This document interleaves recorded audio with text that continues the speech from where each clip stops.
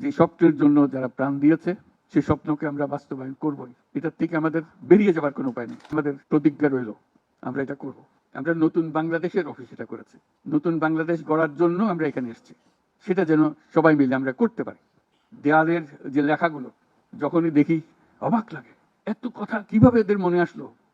এদের পেছনে তো কোনো কবি নাই, কোনো সাহিত্যিক নাই, কোনো পণ্ডিত নাই যে কথাগুলো জোগাড় করে করে দেবে, কিন্তু সারা শহর ছড়িয়ে আছে, অন্যান্য শহরেও আছে। প্রতিটি কথা অত্যন্ত মূল্যবান, ছোট্ট কথা, ছোট্ট ছবি, অত্যন্ত মূল্যবান। শুধু বাংলাদেশের মানুষ উতলা হয়ে গেছে নতুন বাংলাদেশ করার জন্য, তাই না?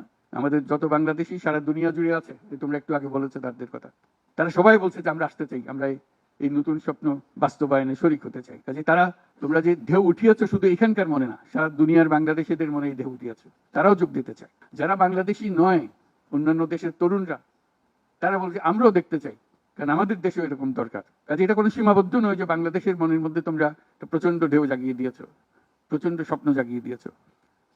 তোমরা সারা পৃথিবীর তরুণকে জাগিয়ে দিয়েছো যে এই তরুণদের হাতেই সৃষ্টি হবে এই নতুন পৃথিবী। কাজে তোমরা যেটা করলা সেটারই একটা সূত্রপাত, তরুণদেরকে দিয়েই নতুন পৃথিবীর সূত্রপাত। এটা শুধু নতুন বাংলাদেশের সূত্রপাত না, এটাই নতুন বাংলাদেশের মাধ্যমে নতুন পৃথিবীর সূত্রপাত করছো তোমরা। তোমরা ইতিহাস।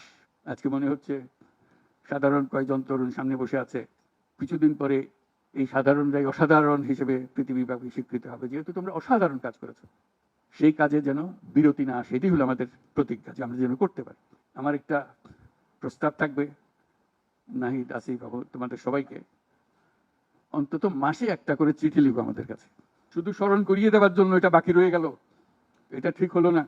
কারণ আমরা হয়তো অনেক সময় মাথার থেকে ছুটে যাবে, যেহেতু তোমরা যেভাবে দেখে এসছো আমরা সেভাবে দেখতে জানি না। সেই জানানটা দেওয়ার জন্য আমাদেরকে গুঁতো দিতে হবে, স্মরণ করিয়ে দিতে হবে, যাতে করে আমরা এটার থেকে বিচ্যুত হয়ে যেতে না পারি। এটা তোমাদের দায়িত্ব, কারণ যে পথে রওনা করে দিয়েছো সেটার রূপরেখা তোমাদের কাছে পরিষ্কার। আমরা হয়তো কিছুটা বুঝেছি, কিছুটা অন্যভাবে বুঝেছি, এরকম যেন না হয়। তোমাদের ঠিকভাবে যে স্বপ্ন তোমরা দেখেছো সেই স্বপ্নটা যেন আমরা আমাদের সাধ্যমতো রূপ দিতে পারি। বহু লোক বসে আছে যারা এই দুঃস্বপ্ন থেকে আমরা জেগে ওঠার কারণে তারা দিশেহারা হয়ে গেছে। একদিন চুপচাপ শুয়ে শুয়ে স্বপ্নের মধ্যে এরা ছিল, দুঃস্বপ্ন দেখছিল, আমরা শান্ত আনন্দ সহকারে লুটপাট করে যাচ্ছিলাম, হঠাৎ করে গোলমাল হয়ে গেল। তারা কি চুপচাপ বসে থাকবে? মোটেই না। খুব চেষ্টা করবে আবার তোমাদেরকে দুঃস্বপ্নের মধ্যে যাতে ঢুকিয়ে দেওয়া যায়, তারা শান্ত মতে আবার শান্তিতে আবার তাদের রাজত্ব চালাতে পারে। তারা চেষ্টার ত্রুটি করবে না। কাজে যে কাজ শুরু করেছো এই কাজ সমাপ্ত না হওয়া পর্যন্ত এর থেকে বেরিয়ে যেও না। বাংলাদেশের জন্ম থেকে আজ পর্যন্ত এই সুযোগ আর আসে নাই, যে সুযোগ তোমরা আমাদের হাতে তুলে দেবে। এই সুযোগ যেন হাতছাড়া না হয়। এই সুযোগ হাতছাড়া হলে বাংলাদেশের আর কোনো ভবিষ্যৎ থাকবে না।